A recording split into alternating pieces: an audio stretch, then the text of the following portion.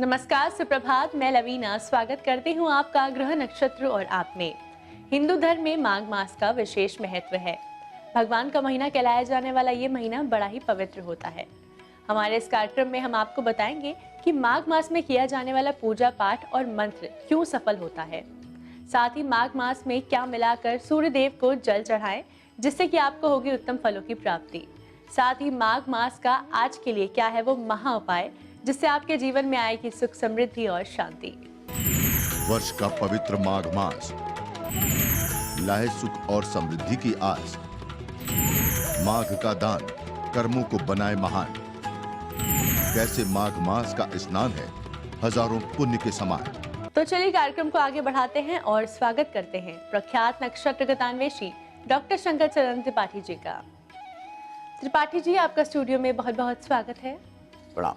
त्रिपाठी जी, माघ मास में पूजा पाठ का विशेष महत्व है। हम आपसे जानना चाहेंगे कि माघ मास में किया गया पूजा पाठ या मंत्र या जाप क्यों सफल हो जाता है। भानुपीठ से यौर आगी, अस्वामी से वो सकल चल त्यागी। भानुपीठ, भानु माने सूर्य। सूर्य को पीठ पर सेवन करना चाहिए। क्यों? मूलाधार, शास्त्रार्थ और आपके सारे उपांग केवल स्पाइनल कार्ड से जुड़े हैं और सूर्य स्पाइनल कार्ड का मूल ग्रह है, मूल देवता है। क्योंकि सूर्य हड्डियों का कारक है तो इसके अंदर पाया जाने वाला, हड्डियों के भीतर पाया जाने वाला फास्फोरस तत्व सूर्य की, माघ के सूर्य की किरणों से उद्दीप्तित ही नहीं होती बल्कि उसके हड्डियों के अंदर पाया जाने वाला जो सबल तत्व है, व्हाट यू कॉल स्ट्रांगनेस, माइटनेस, वो बरकरार कर देता है पूरे अगले 11 महीने के लिए। इतना पुष्ट कर देता है सूर्य। जब आपका स्पाइनल कार्ड बहुत स्वस्थ है तो आप पूर्ण स्वस्थ का अनुभव करेंगे। दैहिक, दैविक और भौतिक तीनों तापों को एक साथ रोज बिजली गिरे तब भी, लेकिन माघ से तपा हुआ आपका स्पाइनल कार्ड और शरीर पूरे 11 महीने की मुसीबतों को और प्रतिकूल परिस्थितियों को अनुकूल में परिवर्तित कर देने की क्षमता होती है इस माघ महीने के सूर्य में। त्रिपाठी जी, वैसे तो 12 महीने ही सूर्य को जल चढ़ाया जाता है। खास तौर पर बात करें अगर माघ मास की, माघ मास में सूर्य देव प्रबल होते हैं। बात करें अगर 12 राशियों की तो मेष से कर्क राशि के जातकों को क्या मिलाकर सूर्य देव को जल चढ़ाना चाहिए जिससे कि उन्हें उत्तम फलों की प्राप्ति होगी। सूर्य अगर आकाश मंडल में 16 अरब 700 किलोमीटर की डिस्टेंस पर या दूरी पर स्थित है तो उसकी किरणें आपके स्पर्श से अलग नहीं है। उसकी किरणें ही उसका हाथ है। आपके शरीर में जब धूप पड़ रही है यानी आप सूर्य की हथेली पर बैठे हुए हैं, पहली बात। दूसरी बात, हड्डियां हैं तो आपका पूरा तंत्र और नर्वस सिस्टम स्ट्रांग है। अगर हड्डियां कमजोर हो गई तो आप चाहे जितना अच्छा मांस लिए हो, चाहे जितना अच्छा रूप लिए हो, किसी मतलब के नहीं रह जाएंगे। इन्हीं सूर्य ही प्रत्यक्ष देवता और आपके मूलाधार का केंद्र बिंदु हुआ। ठीक, जब दो तत्व हैं तो फिर सूर्य चाहता क्या है? सूर्य टैक्सेशन ऑफिसर, पर्जन्यादन्न संभव। मधुमक्खियां जिस प्रकार से पुष्पों से पराग को ग्रहण कर शहद का निर्माण करती हैं, वैसे सूर्य जल के लिए तरसता है। क्योंकि जल के वाष्पीकरण को ये अपनी किरणों का प्रमुख दायित्व मानता है। कुछ पोखरा से, कुछ जल से, कुछ हथेली से, कुछ लोगों के द्वारा अर्पित किया जाने वाला जल को प्राप्त कर through the process of evaporation ये बादल के अंदर स्थित कर उस जल को पुनश्च पृथ्वी को समर्पित कर देता है। उसका रंच मात्र अंश अपने लिए प्रयुक्त नहीं करता, सिवाय वो अंश जल का जो फ्यूजन, ट्रांसफ्यूजन और एक्सप्लोजन, ये 3 जो गतियां हैं सूर्य के अंदर, उनमें जो प्रयुक्त हो जाए उसे छोड़कर। इसलिए ये 12 राशि के लोग सूर्य को जब जल दें तो उनके लिए अलग अलग प्रभावकारी माना जाता है। क्योंकि मेष का जातक मंगल कारकत्व को लिए हुए डेफिनेटली लाल रंग के पुष्पों से अगर सूर्य को जल दे, श्रेष्ठ फलों की प्राप्ति। ब्रश, तिलों के साथ, अक्षत के साथ जल देना सर्वश्रेष्ठ माना गया है। मिथुन, चांदी के लोटे में जल दिया जाए तुरंत ग्रहण करता है सूर्य। कर्क, अगर अर्ध स्थिते जले नित्वा नाभिस्थल कमलास्थना, यानी नाभि तक स्थित जल में अगर कर्क राशि का व्यक्ति सूर्य को जल दे तो अभीष्ट की सिद्ध हो जाती है, ऐसा प्रमाणों से जाना जाता है। ये तो आपने बताया मेष से कर्क राशि के जातकों के बारे में। हम आपसे जानना चाहेंगे सिंह से वृश्चिक राशि के जातकों को क्या मिलाकर सूर्य देव को जल चढ़ाना चाहिए जिससे कि उनके जीवन में आएगी सुख, समृद्धि और शांति। सिंह और मेष के लिए एक ही होगा, लालिमा लिए हुए पुष्प से सूर्य को जल दिया जाए, चाहे वो सिंह हो और चाहे वो मेष हो। कन्या का जातक सफेद अक्षत लेकर सूर्य को जल दे, श्रेष्ठ फलों की प्राप्ति।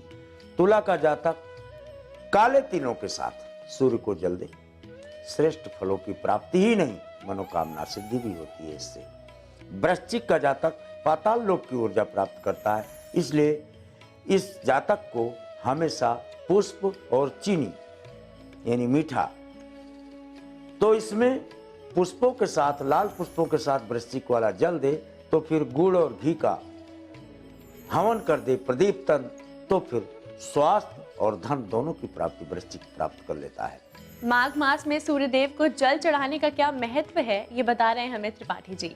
इसी के साथ वक्त हो चला है एक छोटे से ब्रेक का। ब्रेक के बाद हम जानेंगे अंतिम 4 यानी धनु से मीन राशि के जातकों को क्या मिलाकर सूर्य देव को जल चढ़ाना चाहिए जिससे कि उनके लिए होगा फलदायी। आप बने रहिए हमारे साथ कार्यक्रम ग्रह नक्षत्र और आप में।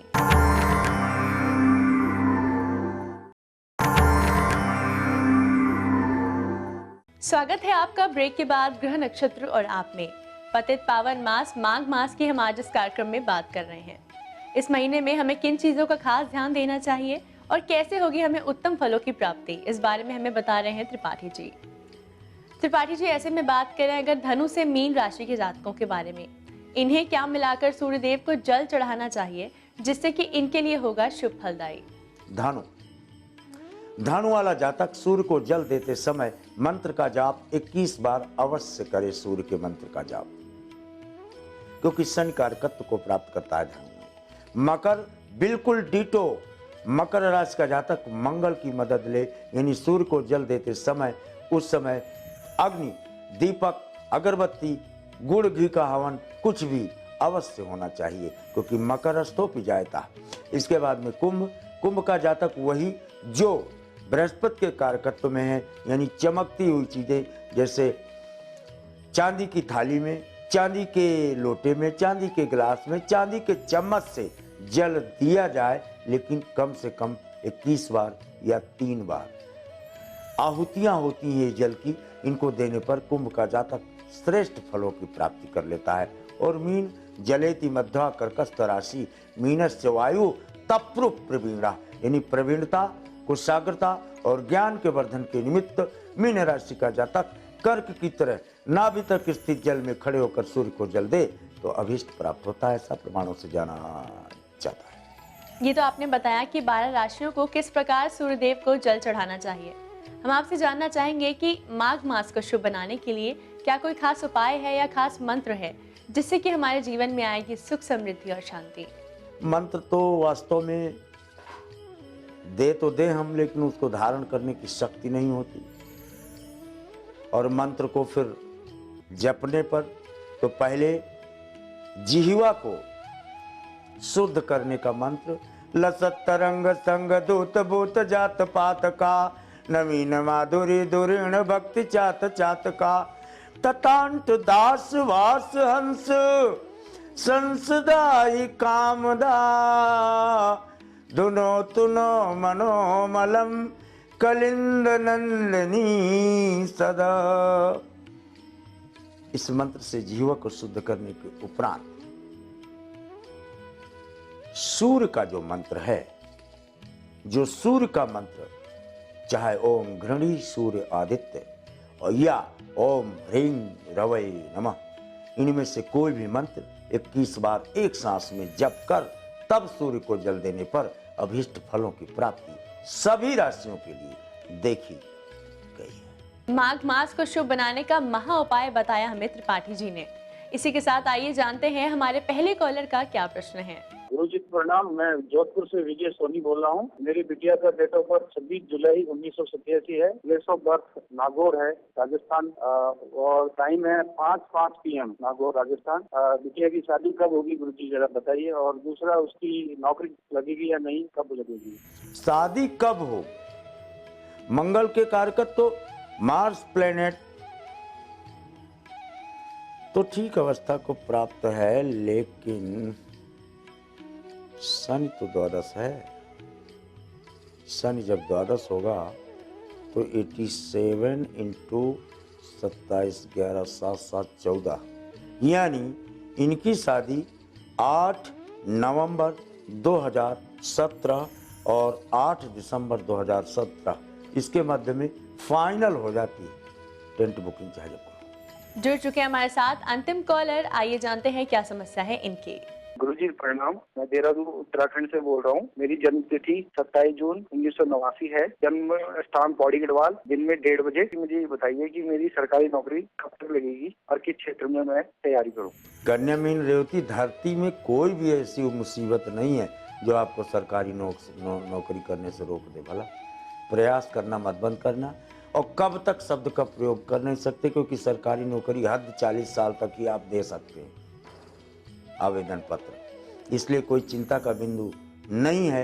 Placement of sun in the 10th house attracts government job की एनरोलिंग। त्रिपाठी जी, माघ मास से जुड़ी बड़ी ही महत्वपूर्ण जानकारी दी आपने हमारे दर्शकों को, और आपकी आज की उपस्थिति के लिए आपका बहुत बहुत धन्यवाद। जिंदगी में अगर मुश्किलें हैं तो उनके समाधान भी हैं। तो अगर आप भी किसी भी प्रकार की समस्या से जूझ रहे हैं तो हमें SMS या कॉल करके आप अपनी समस्याओं के समाधान पा सकते हैं। इसी के साथ वक्त हो चला है एक और छोटे से ब्रेक का। ब्रेक के बाद आचार्य राजेश जी हमें बताएंगे रोली का तिलक मिटाएगा दोष।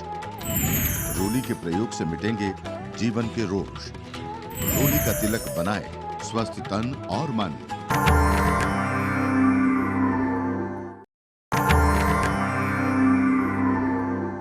स्वागत है आपका ब्रेक के बाद ग्रह नक्षत्र और आप में। इस समय स्टूडियो में हमारे साथ मौजूद हैं आचार्य राजेश जी। राजेश जी, आपका स्टूडियो में बहुत बहुत स्वागत है। नमस्कार।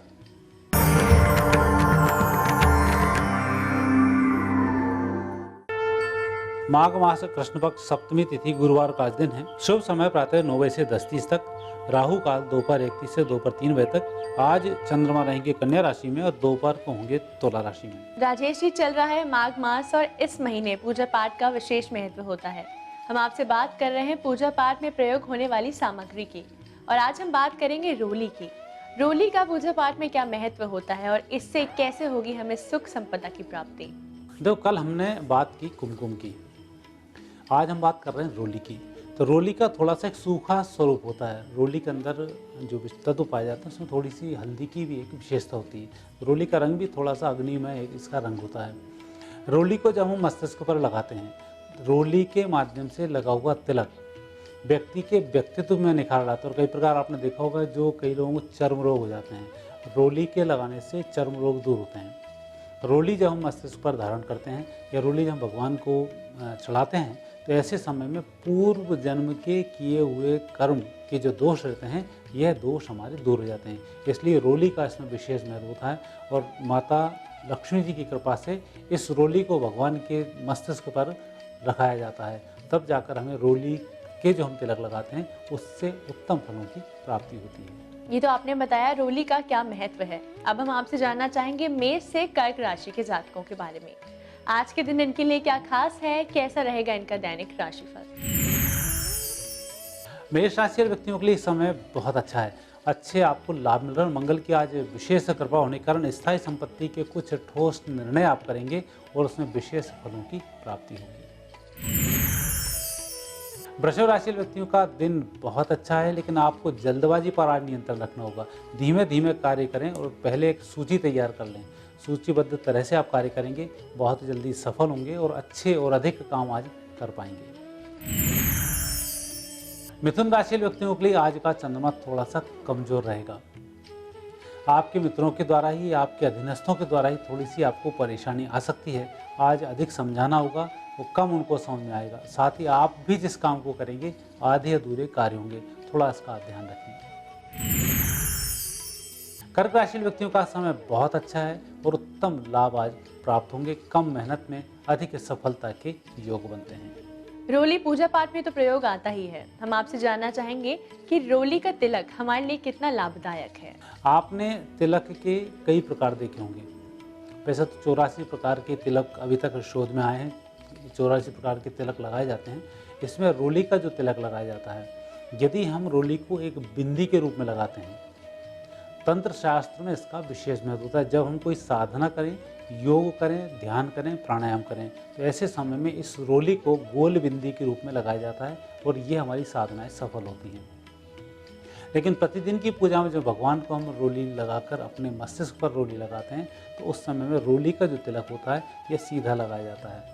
जब हम सीधे रोली के तिलक को लगाते हैं तो प्रतिदिन की साधना सफल होती है। और इसी रोली के तिलक को जब हम अनुष्ठान के समय में लगाते हैं तो सुख, शांति, समृद्धि की प्राप्ति होती है। और अनुष्ठान के समय में लगाई गई रोली का विशेष महत्व होता है, जो हमारे तेज को भी बढ़ाती है, ओज को भी बढ़ाती है, साथ ही हमारे उद्देश्य को भी सफल करती है। राजेश जी, अब हम आपसे जानना चाहेंगे सिंह से वृश्चिक राशि के जातकों के बारे में। आज का दिन इनके लिए कैसा रहेगा? कैसा है इनका दैनिक राशिफल? सिंह राशि वाले व्यक्तियों का आज दोपहर तक थोड़ा सा ध्यान रखना चाहिए। जो भी नए कार्य करना है दोपहर के बाद, विशेष रूप से 3 बजे के बाद उस कार्य का शुभारंभ करें। आपके काम बहुत जल्दी सफल होंगे। कन्या राशि व्यक्तियों को आज जो भी कुछ करना है दोपहर से पहले उसका शुभारंभ कर डालें, ताकि आपके कार्यों में कोई व्यवधान ना आए। तुला राशि व्यक्तियों के लिए आज समय अच्छा है। सुबह भी आपको अच्छे फल मिलेंगे और दोपहर के बाद तो विशेष रूप से उत्तम फलों की प्राप्ति होगी। आपके कार्य में कोई बाधाएं नहीं आएंगी। वृश्चिक राशि व्यक्तियों का दिन मुझे लग रहा है आज वृश्चिक राशि व्यक्ति कुछ अच्छा करने वाले हैं। लोगों की भी मदद मिलेगी, धन संपदा की प्राप्ति होगी। आज हम रोली के बारे में बात कर रहे हैं और आपने रोली के महत्व के बारे में बताया। हम आपसे जानना चाहेंगे कि रोली का प्रयोग करते समय हमें किन चीज़ों का खास ध्यान देना चाहिए और क्या रोली से कोई हानि भी है? रोली के सामान्यतः फायदे अधिक होते हैं, नुकसान इसमें बहुत कम होते हैं। लेकिन फिर भी हम कई बार देखते हैं कि जब हम भगवान को रोली लगाएं या हम अपने मस्तिष्क पर रोली लगाएं और कई बार रोली ज़मीन पर गिर जाती है, तो ऐसे समय में रोली को कभी भी झाड़ू से साफ नहीं करना चाहिए। एक कपड़े से ही रोली को साफ करना चाहिए। झाड़ू से जब हम रोली साफ करते हैं तो घर की लक्ष्मी चली जाती है। और दूसरा, रोली को जब हम मस्तिष्क पर लगाते हैं, बीमार व्यक्तियों के मस्तिष्क पर यदि हम रोली लगाते हैं तो उन्हें लाभ मिल जाता है। लेकिन रोली में पानी मिलाकर कभी भी नहीं लगाना चाहिए, उससे नुकसान अधिक होता है। रोली का महत्व और रोली को इस्तेमाल करते समय हमें किन चीज़ों का खास ध्यान देना चाहिए, आपने बताया हमारे दर्शकों को। अब वक्त हो चला है जानने का अंतिम 4 राशियों के बारे में। धनु से मीन राशि के जातकों के लिए आज का दिन कैसा रहेगा, बताइए हमारे दर्शकों को। धनु राशि व्यक्तियों का दिन अनुकूल रहेगा। आज आपका भाग्य बहुत अच्छा रहेगा और विशेष रूप से उस समय में जबकि आप विपरीत परिस्थिति में कोई निर्णय लेंगे, आपके निर्णय सफल होंगे। मकर राशि व्यक्तियों का दिन अच्छा दिन है और आपके भाग्य को ये बढ़ाने वाला ही दिन है। आज आप जो भी काम कर रहे हैं दूरगामी परिणाम अच्छे मिलेंगे, इसे सोचकर ही आप निर्णय लें। कुंभ राशि व्यक्ति को स्वास्थ्य का थोड़ा सा ध्यान रखना होगा। वैसे दोपहर के बाद समय अच्छा आ रहा है, इसलिए दोपहर तक इंतजार करें, आप सफल हो जाएंगे। मीन राशि व्यक्तियों का समय वैसे भी अच्छा है और अच्छे लाभ मिल रहे हैं। मात्र पारिवारिक जीवन में परिजन कोई सलाह देते हैं तो उसे अनदेखा नहीं करें।